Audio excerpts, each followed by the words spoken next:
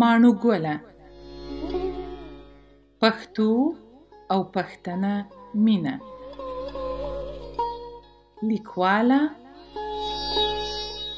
هما ظفر احمدزی. لوستونکی مرسل احمدزی. جانه د زړه سره دا دې څه وکړل، خو ډېر ژر جمال او فیض اکا په مخ باندې تر څنګلو پورې لاسونو او لستوڼو راښکلو سره د خپلو اوښکو تښتولو ناکامه هڅه وکړه. دواړو یو بل ته په کتو سره لاسونه یو بل ته ورکړل او جانان یې غېږ ته راوچت کړ او د پاخه سړک پر لور په منډه رهي شول، تر څو وکولای شي زر تر زره جانان د ښار روغتون ته ورسوي.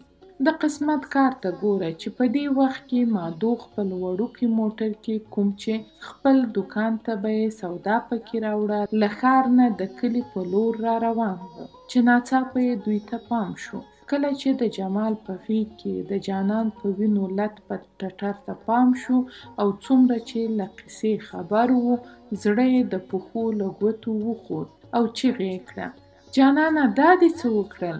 مخکې له دې چې نور څه ووایي او وپوښتي، په بیره یې جانان موټر ته وخېځاوه او د ښار د روغتون په لور روان شول. تر څو روغتون ته ورسېده، هیچا سره هیڅ د ویلو لپاره نه ول، ټول غلي ول.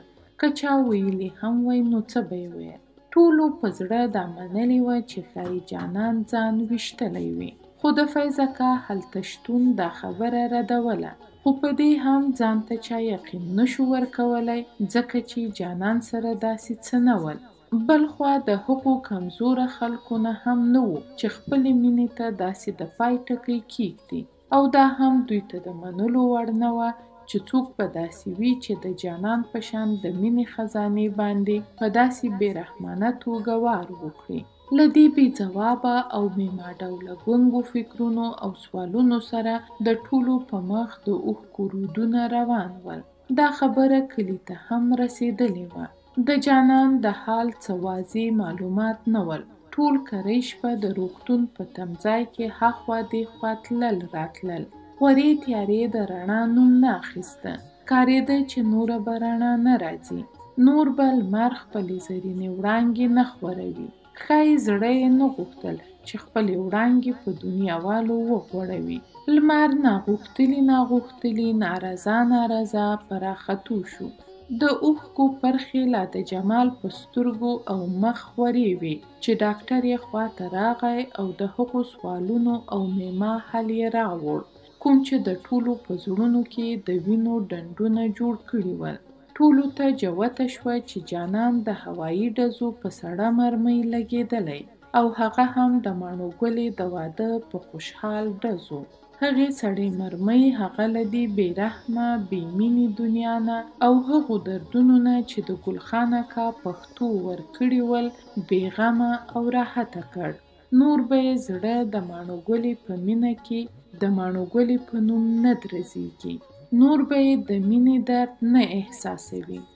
نور به د ماڼوګلې په یاد کې مست د فیض اکا د شپېلۍ اواز ته لاس تر اسمانه نه اوچتوي. نور به د نازکې له کړس خندا سره نه خاندي. نور به له جمال لالا نه پوښتنه نه کوي چې لالا چیرته ځي. نور به خپلې مورکۍ ته، مادو ته او ترور ته نه وایي چې زه تابعدار یم. د فیض اکا ناویلې خبره غلطه ختلې وه چې هر څه خو د ماڼوګلې د ټیکري په پیڅکه نه دي تړلي.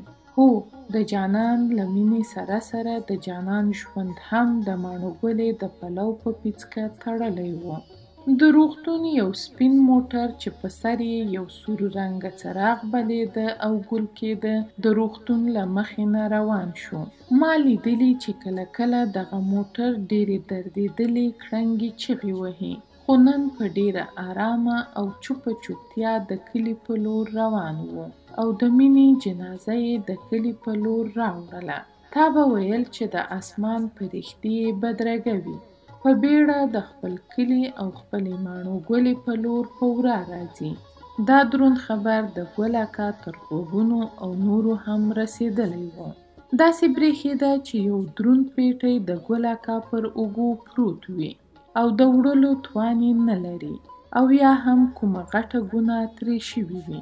په زړه کې دا منلې وه چې ګناه خو ترې شوې. د دوو ځوانو زړونو ارمانونه یې رژولي ول، خو اوس اوبه له ورخه تېرې وې او څه په لاس نه ورتلل. د بې ځایه غیرت سیند وړی و، یو ورک حالت کې و. ټولو ته یې ویلي وو چې تر څه وخت دا حال کور کې ښځو ته ونه وایي او ماڼو ګلې ته خو کله هم نه.